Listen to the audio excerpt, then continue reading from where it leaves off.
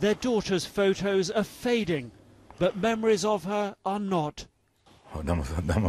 It's like it happened yesterday, her father says. It changed our lives, his wife adds. We have fewer friends, go out less. Admira Ismic was shot in Sarajevo, May 18th, 1993. She was fleeing the city and the deadly civil war with her boyfriend, Bosko Brkic. She was a Muslim. He was an Eastern Orthodox Serb. Childhood sweethearts from opposite sides of the ethnic-religious divide. They were just 25. They were walking across this bridge. It was incredibly dangerous, right between the two front lines. And then a shot rang out.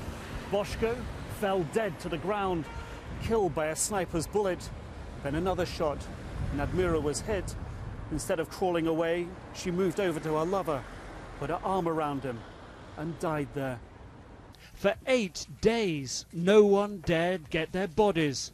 Eventually, Serb soldiers took them to a nearby barracks for burial. Admira's Muslim parents couldn't cross the front line. Only Bosko's Serb mother could get there. 19 years later, her pain has barely ebbed. I keep trying to make sense of it, she says. They were innocent. There was no battle going on there. Admira and Bosko's love defied the corrosive ethnic hatred that erupted in Bosnia following the breakup of the former Yugoslavia.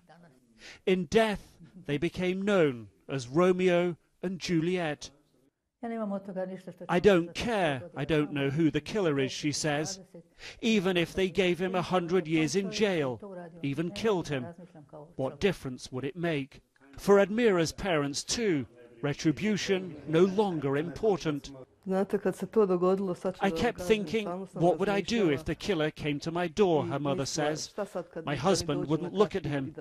I always thought I could strangle him, but after all this time, I wouldn't care. What would it mean now? Romeo and Xhuljeta, Admira and Bosko now share a grave in Sarajevo's famous Lion Cemetery. At their feet, the grave of the world-class American reporter, Kurt Schork, who first told their story and helped their parents. Bosko's mother is ill, now lives half a day's drive away in neighbouring Serbia. Unable to visit as much as she'd like, but still good friends with the in-laws she almost had. Across the ethnic divide, both families united in blaming their political leaders. I'm sorry the war happened, she says. It needn't have been. So many people died in vain. May war not happen again, he says.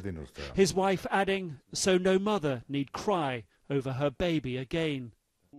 19 years after their death, Admira and Bosko still a beacon for a better future. Nick Robertson, CNN, Sarajevo, Bosnia-Herzegovina.